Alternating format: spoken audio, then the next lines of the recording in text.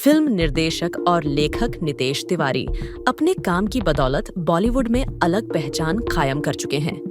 इन दिनों उनकी upcoming film Ramayan की खूब चर्चा चल रही है। ये मूवी स्टार कास्ट के कारण लगातार सुर्खियों में है। राम के किरदार के लिए अभी किसी का नाम फाइनल नहीं हो पाया है, जबकि रणबीर कपूर फिल्म में लक्ष्मण का रोल निभाते नजर आएंगे। वहीं एक्ट्रेस साई पल्लवी सीता के किरदार में नजर आएंगी। साल 2023 में रामायण से प्रेरित आदि पुरुष फिल्म रिलीज हुई। प्रभास और कृति सेनन स्टारर फिल्म बड़े पर्दे पर विवादों के कारण ज्यादा चर्चा में रही थी। इसके बाद अब लोगों को नितेश तिवारी की रामायण से ज्यादा उम्मीद है, क्योंकि इसमें रणबीर कपूर जैसे कई पॉपुलर सितारे नजर आएंगे। दरअसल टीवी की दुनिया में रामायण एक हिट धारावाहिक रहा है।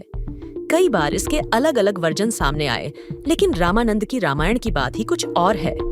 कोरोना महामारी के दौरान इसे दूरदर्शन पर दोबारा प्रसारित किया गया था। दूसरी बार भी दर्शकों ने इसे पहली बार जितना ही प्यार दिया था।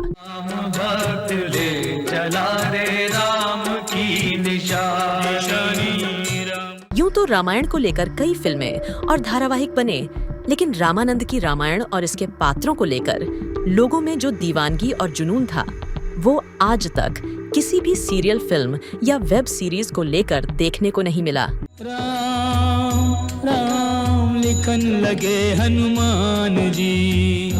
इस पेशकश में मैं आपको बताऊंगी रामानंद सागर की रामायण से जुड़े पात्रों के बारे में वो बातें जो शायद आप नहीं जानते होंगे। यदि इस उद्दंड बालक की रक्षा चाहते हो तो इसे हमारी आंखों से दूर ले जाओ। इस पेशकश में मैं आपको बताऊंगी कि राम, लक्ष्मण और सीता और रावण जैसे पात्रों को रोल मिलने की दिलचस्प कहानियां।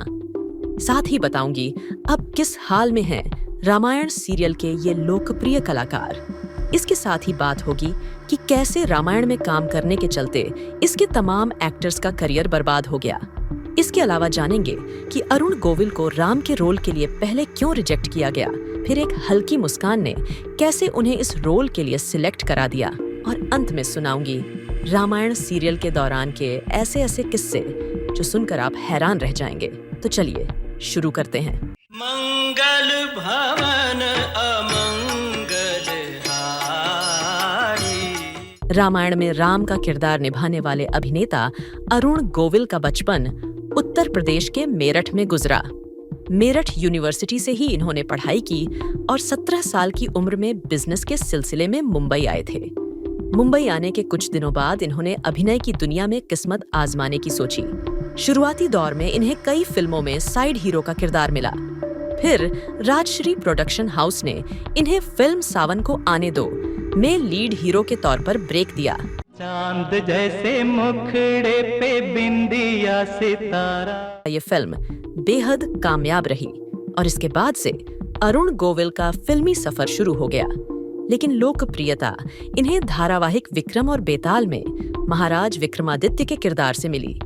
ये साप्ताहिक धारावाहिक दूरदर्शन पर प्रसारित किया जाता था, जिसे रामानंद सागर ने ही प्रोड्यूस किया था। अवश्य आऊंगा योगीराज। यदि मेरी सेवा सहायता से आप परम सिद्धि प्राप्त कर सकें तो मुझे प्रसन्नता होगी। अरुण गोविल कहते हैं कि इसी धारावाहिक के चलते रामानंद सागर जी से मिलने का मौका मिला था, क्योंकि ये सीरियल उनके बेटे प्रेम सागर बना रहे थे। रामायण सीरियल में अरुण गोविल को राम का किरदार मिलने की कहानी बहुत रोचक है।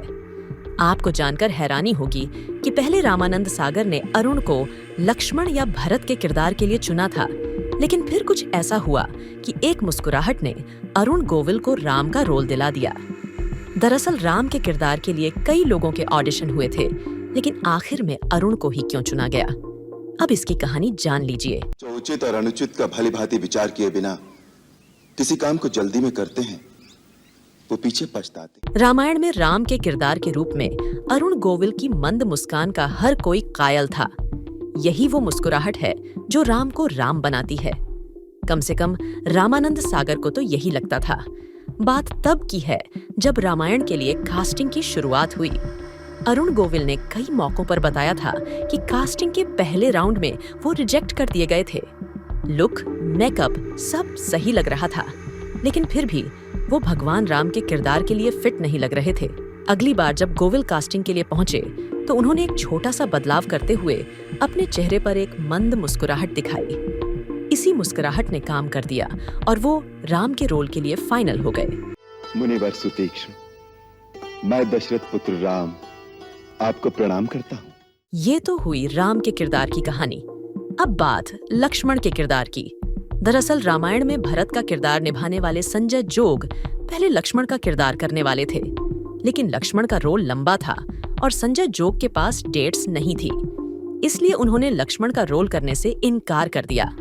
आखिर में रामानंद सागर ने उन्हें भरत का रोल करने के लिए मना लिया, क्योंकि वो कमोबेश छोटा रोल था। इसके बाद लक्ष्मण के रोल के लिए कई लोगों के ऑडिशन हुए। इसमें शशि पुरी को सिलेक्ट किया गया, लेकिन उनके पास भी डेट्स अवेलेबल नहीं थी। लक्ष्मण का किरदार निभाने वाले एक्टर सुनील लहरी ने अपने दोस्तों के कहने पर रामायण के लिए अपना ऑडिशन दिया था, लेकिन उन्हें लक्ष्मण का रोल नहीं मिला था, बल्कि शत्रुघ्न के किरदार के लिए उनका सिलेक्शन हुआ था। जब लक्ष्मण के रोल के लिए चुने गए एक्टर्स ने अलग अलग वजहों ये रोल करने से मना कर दिया, तो आखिरकार सुनील लहरी को इस रोल के सिलेक्ट कर लिया गया। उन्होंने इस किरदार को इतनी बखूबी से निभाया था कि उनमें दर्शक भगवान लक्ष्मण की छवि देखने लगे थे। उसे काहे का दुख, उसका तब तक राज अभिषेक हो गया होगा, राजा बनकर आनंद से रह रहा होगा। 1987 में रामायण के प्रसारण के बाद सुनील ने कई और धारावाहिकों में भी काम किया। उन्हें कई फिल्मों के भी प्रस्ताव आने लगे, लेकिन हर तरह के रोल ये स्वीकार नहीं कर सकते थे। सुनील लहरी ने अपने एक इंटरव्यू में बताया था कि रामायण की लोकप्रियता देखने के बाद कई बड़ी फिल्मों के प्रस्ताव मेरे पास आने लगे थे। उन दिनों मेरा थोड़ा नुकसान जरूर हुआ था। कुछ पाने के लिए कुछ खोना भी पड़ता है। ये बात मेरे लिए सही साबित हुई, क्योंकि उस दौरान अगर मैं वो फिल्में करता तो शायद आज के जो कुछ ग्रेट स्टार हैं उनमें से एक मैं भी होता, लेकिन ये नहीं हो पाया।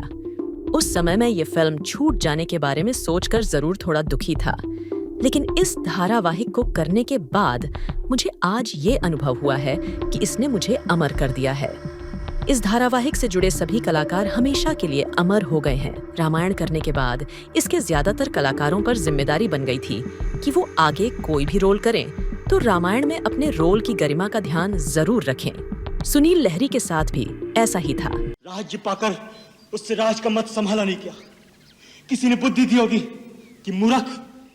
यही वजह रही कि लक्ष्मण के अपने किरदार और लोगों की भावनाओं को देखते हुए सुनील लहरी को कई फिल्मों और सीरियल्स के ऑफर ठुकराने पड़े। कुछ साल पहले सुनील लहरी ने कहा था कि अब मेरी जिंदगी बहुत साधारण है और दाल रोटी किसी तरह से चल जाती है, लेकिन कोई ज्यादा दिक्कत भी नहीं है।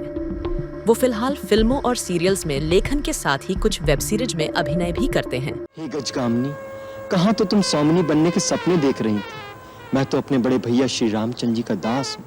अब बात रामायण में रावण का किरदार निभाने वाले अरविंद त्रिवेदी की, जो रामायण सीरियल में केवट के रोल के लिए ऑडिशन देने पहुंचे थे, लेकिन रामानंद सागर ने उन्हें रावण का रोल ऑफर किया। शुरुआत में अरविंद इस रोल के लिए हिचक रहे थे, लेकिन फिर परेश रावल ने उन्हें इस रोल के लिए मना लिया। रामानंद सागर के धारावाहिक रामायण में लंकापति रावण का रोल निभाकर अरविंद त्रिवेदी ने खासी लोकप्रियता बटोरी थी। बोल वानर, किसके बलबूते पर तूने हमारे सुंदर उपवन को उजाड़ दिया? हमारे राक्षस। अरविंद मूल रूप से मध्य प्रदेश के शहर इंदौर के रहने वाले थे।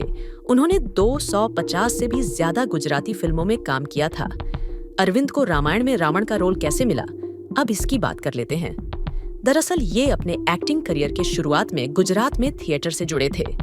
जब उन्हें पता चला कि रामानंद सागर रामायण बना रहे हैं और किरदारों की कास्टिंग कर रहे हैं, तो वो ऑडिशन देने के लिए गुजरात से मुंबई आए। वो केवट का किरदार निभाना चाहते थे। इस धारावाहिक में रावण के किरदार के लिए ज्यादातर लोगों की राय थी कि अभिनेता अमरीश पुरी को कास्ट किया जाए, लेकिन जब अरविंद केवट के रोल के लिए ऑडिशन देकर जाने लगे तो इनकी बॉडी लैंग्वेज और एटीट्यूड देखकर रामानंद सागर जी ने अचानक कहा कि तुम्हें रावण के किरदार के लिए फाइनल किया जाता है। खुद अरुण गोविल भी इस बात को स्वीकारते हैं कि उन्होंने और टीम ने रामानंद सागर से कहा था कि अभिनेता अमरीश पुरी इस किरदार के लिए पूरी तरह से फिट हैं।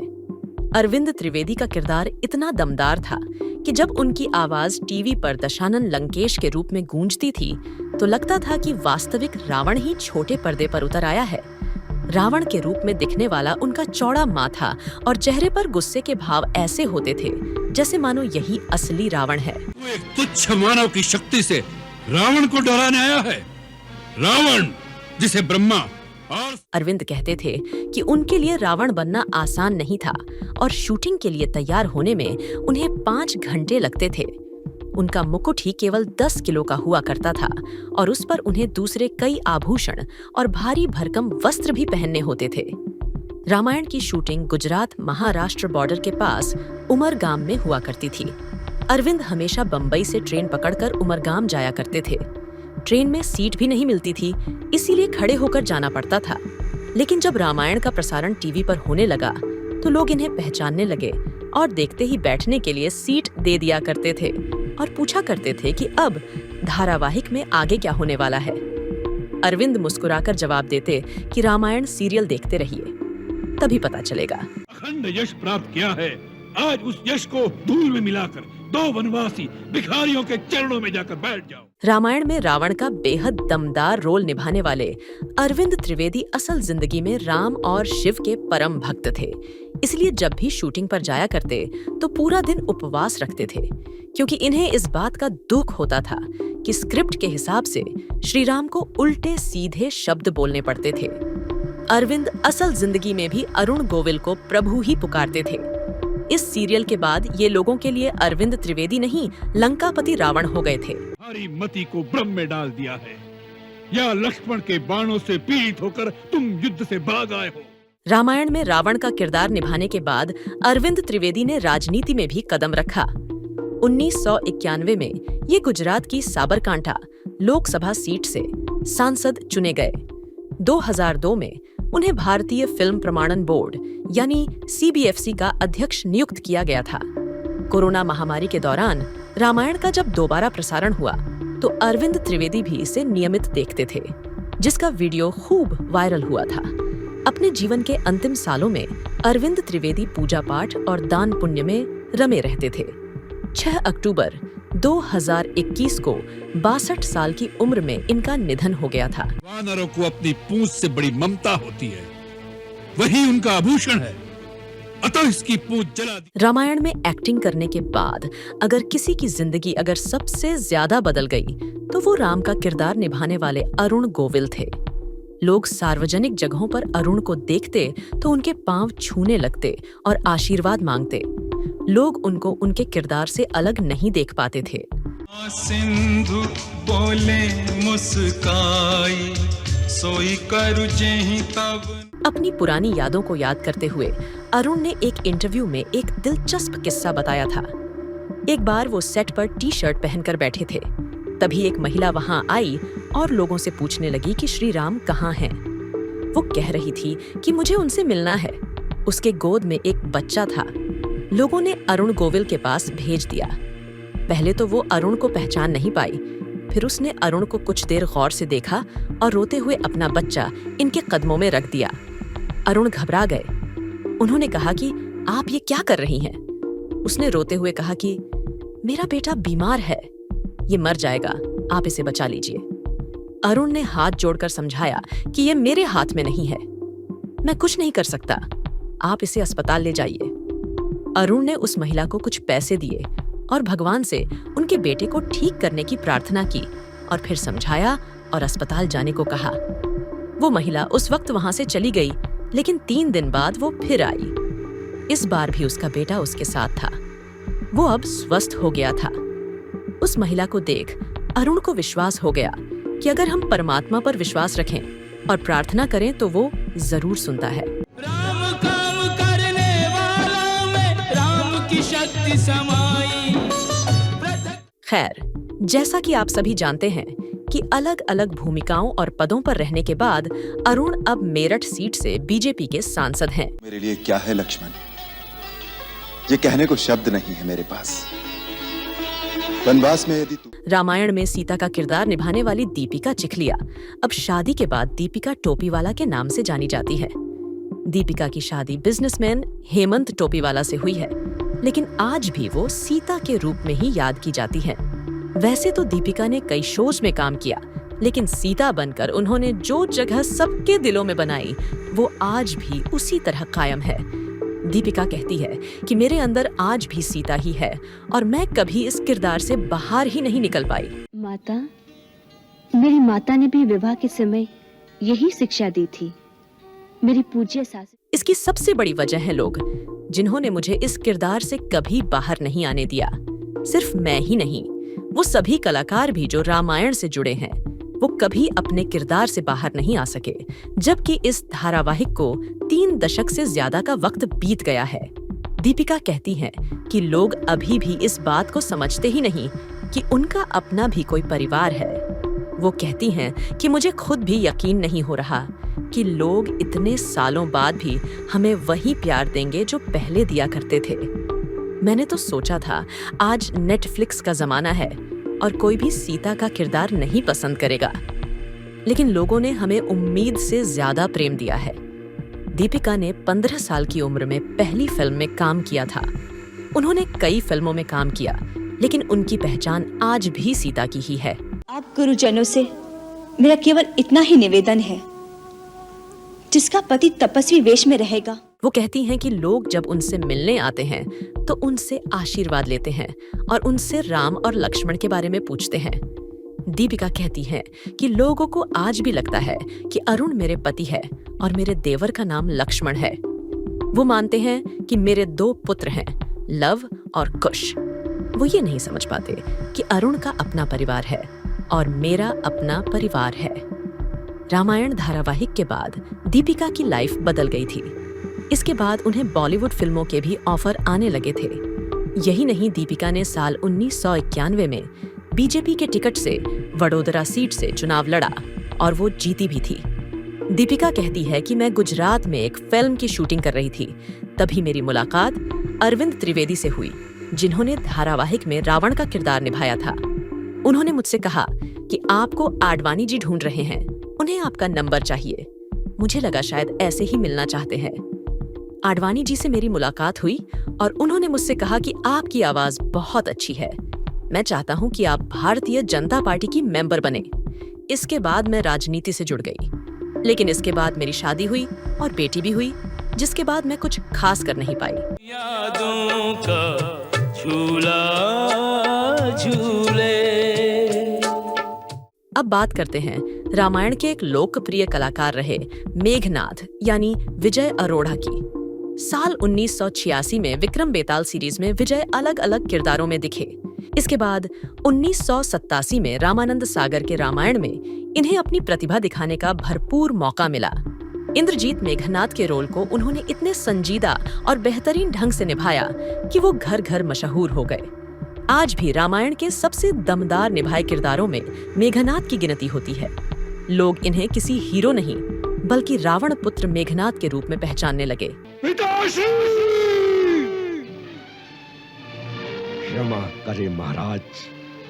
रामायण के अगले साल ये श्याम बेनेगल के टीवी शो भारत एक खोज में मुगल सम्राट जहांगीर के किरदार में दिखे। वहीं साल 1993 में जी टीवी पर शुरू हुई जी हॉरर शो सीरीज में भी ये 3 एपिसोड्स में नजर आए थे।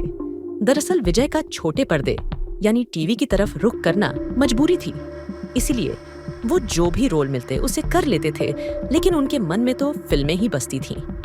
यही वजह थी कि टीवी इंडस्ट्री में उनका मन नहीं लग रहा था, मगर फिल्म इंडस्ट्री से इन्हें बढ़िया ऑफर्स नहीं आ रहे थे। यही वजह थी कि वो गुमनामी में खोते चले गए। जो शत्रुओं को मंदिर के गुप्त स्थान पर ले आया और यज्ञ विध्वंस करा दिया, विभीषण विभीषण। विजय साल 2003 में इंडियन बाबू नाम की एक फिल्म में आखिरी दफा एक सपोर्टिंग रोल में दिखे और उसके बाद इन्होंने कभी भी दोबारा फिल्मों में काम नहीं किया। जिंदगी के आखिरी सालों में विजय अरोड़ा कैंसर के शिकार हो गए थे। 2 फरवरी 2007 को 62 साल की उम्र ये कलाकार हमेशा के लिए इस दुनिया से चला गया। मैं एक वीर की भांति भगवान के हाथों मरने जाऊंगा। कमाल की डांसर और बेहद खूबसूरत एक्ट्रेस पद्मा खन्ना ने रामायण में कैकेयी का रोल निभाया था। ऐसा कदापि नहीं हो सकता। यदि आपको देने हैं तो दोनों वचन देने होंगे। इस किरदार के लिए उन्होंने इतना बेहतरीन अभिनय किया था कि लोग आज तक उन्हें भूल नहीं पाए हैं। संसार में जो जन्म लेता है, एक न एक दिन उसे संसार का त्याग भी करना पड़ता है। रामायण में काम करने से पहले पद्मा सौदागर फिल्म में अमिताभ बच्चन के साथ देखी गई थीं। इसके अलावा कुछ भोजपुरी फिल्मों के साथ ही वो कई हिंदी फिल्मों में आइटम सॉन्ग करते नजर आ चुकी थीं। कालों के ये फूल गुलाबी, इनकी रंगत क्या। बड़े पर्दे पर अपनी अदाकारी और डांस का जलवा बिखेरने के बाद अब बारी थी छोटे पर्दे की, जहां उन्होंने पहचान, मीठा जहर और ताक झांक जैसे सीरियल्स में भी काम किया। महाराज, आप तो स्त्रियों की तरह गाली देने लगे। कहा जाता है कि पद्मा खन्ना को जब रामानंद सागर ने कैकेयी के किरदार का ऑफर दिया था, तो पहले उन्होंने ये रोल करने से मना कर दिया था। कहते हैं कि राजा दशरथ की सबसे सुंदर रानी कैकेयी ही थीं, इसलिए पद्मा की खूबसूरती को देखते हुए रामानंद सागर ये रोल उन्हें ही देना चाहते थे। पद्मा को इस रोल के लिए मनाने में रामानंद सागर को काफी मशक्कत करनी पड़ी। एक दिन रामानंद सागर ने पद्मा से कहा कि लोग रामायण में किसी को भी भूल सकते हैं, लेकिन रानी कैकेयी को कभी नहीं भूल सकते। ये दलील काम कर गई और पद्मा खन्ना कैकेयी का रोल करने के लिए राजी हो गईं। हमारे पिताश्री ने मुझे 2 वर दिए थे और कहा था, जब जी चाहे मांग लेना। उन्होंने रानी कैकेयी का किरदार कुछ इस तरह निभाया कि वो कालजयी हो गया।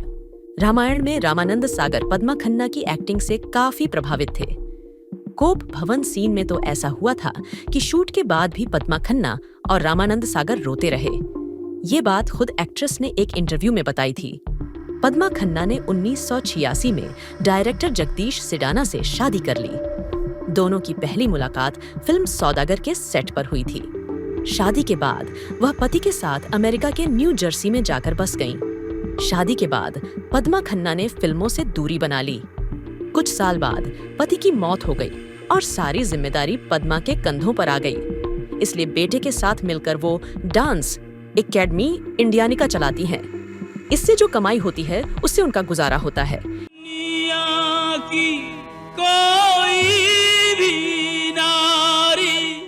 ये तो हुई रामायण के प्रमुख किरदारों की बात। अब आपको बताते हैं इस सीरियल से जुड़े ऐसे तथ्य और कहानियां जो शायद आपको ना पता हो। शुरुआत में रामायण 52 एपिसोड्स का बनने वाला था।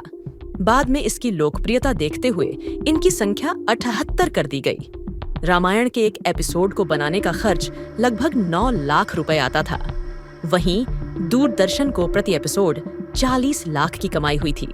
लेकिन इनफैक्ट से इतर कुछ किस्से सुनिए जो तब अखबारों की सुर्खियां बने थे। भोपाल में 2 मुसलमान भाइयों के बीच 10 सालों से रंजिश थी। रामायण में भरत मिलाप का दृश्य देखकर एक भाई पर इसका ऐसा असर हुआ कि उसने जमीन जायदाद का अपना आधा हिस्सा छोटे भाई को दे दिया था। पर खड़ा अखियों में पानी। अब अगला किस्सा सुनिए। रांची में एक पागल खाना था। वहां रहने वाले कई मरीज अक्सर मारपीट और हिंसा पर उतारू हो जाया करते थे और अक्सर वहां मौजूद बंदरों को पत्थर मारा करते थे। रामायण आया तो पागल खाने में भी इसे दिखाया जाता था। मरीजों ने जब हनुमान को श्री राम के कई काम करते देखा तो उनके मिजाज में तुरंत अंतर आया और उन्होंने बंदरों को पत्थर मारना बंद कर दिया। इतना ही नहीं, वो बंदरों को खाना देने लगे और जब एक बंदर की मौत हुई तो उन्होंने पागल खाने में ही उसकी समाधि बना दी। लखनऊ के एक अस्पताल ने प्रशासन से शिकायत की कि रामायण के वक्त नर्स और डॉक्टर हॉस्पिटल से गायब हो जाते हैं। रामायण के प्रसारण के चलते कई चर्चों ने रविवार को होने वाली प्रार्थना का समय बदल दिया ताकि लोग आराम से रामायण देख सकें। एक किस्सा ये भी है कि मद्रास में एक व्यापारी ने जब लक्ष्मण को नागपाश से मूर्छित होते हुए देखा तो उसकी तबीयत खराब हो गई। डॉक्टरों ने तब रामानंद सागर से दरख्वास्त की। एक स्पेशल क्लिप काट कर मद्रास भेजी गई ताकि व्यापारी देख सके कि लक्ष्मण सही सलामत हैं। अगला किस्सा लखनऊ का है। एक रविवार लखनऊ स्टेशन पर एक बारात पहुंची। बारातियों ने देखा कि कुल्ली और रिक्शा वाले सब नदारद हैं। दुल्हन के पिता रसूख वाले थे। उन्होंने स्टेशन मास्टर से शिकायत की तो पता चला वो खुद रामायण देखने में बिजी हैं। आखिर में दुल्हन के पिता ने एक मंत्री को फोन किया। वहां से जवाब मिला कि मंत्री जी रामायण देख रहे हैं, बाद में फोन करना। अगला किस्सा रामानंद सागर के बेटे प्रेम सागर ने एक इंटरव्यू में सुनाया था। उन्होंने बताया था कि जब उनके पिता भगवान राम के बचपन का सीन शूट कर रहे थे तो बहुत मुश्किल आई थी। एक सीन शूट करना था जिसमें रामलल्ला को काकाभुशुंडी नामक कौवे के साथ खेलते हुए दिखाना था। प्रेम सागर ने बताया कि उनके पिता रामानंद सागर ने क्रू के लगभग सभी लोगों से कहा था कि वे बाहर जाकर एक कौवा लेकर आएं। काफी मशक्कत के बाद क्रू मेंबर्स कुछ कौवों को पकड़कर सेट पर लाए। हालांकि उनमें से कुछ उड़ गए और सिर्फ एक कौवा बचा। कई लोगों ने रामानंद सागर से कहा कि कौवे के पैर बांध दें, नहीं तो वो भी उड़ जाएगा। लेकिन डायरेक्टर को भगवान पर भरोसा था और उन्होंने कुछ ऐसा किया जो जादू से कम नहीं था। रामानंद सागर ने कौवे के सामने हाथ जोड़कर कहा कि हे काकाभुशुंडी जी, मैं मुसीबत में हूँ, मेरी मदद करो। हमें ये एपिसोड अगले हफ्ते भेजना है। लाखों लोग इसे देखेंगे। जैसे ही रामानंद जी ने अपनी प्रार्थना पूरी की, कौवा चमत्कारिक रूप से उस बाल कलाकार के चारों ओर घूमने लगा जो युवा भगवान राम की भूमिका निभा रहा था। वो बच्चे के साथ खेलने लगा और वहां से उड़ा भी नहीं। इस घटना को देखकर वहां मौजूद सब लोग चौंक गए थे। तो ये थी रामायण के प्रमुख किरदारों की कहानियां और कुछ कम चर्चित किस्से। रामायण सीरियल को लेकर आपके पास कोई किस्सा या प्रतिक्रिया हो तो कमेंट करके जरूर बताइएगा। चैनल सब्सक्राइब करने की गुजारिश के साथ मैं आरजे अंतरा आपसे विदा लेती हूँ। नमस्कार।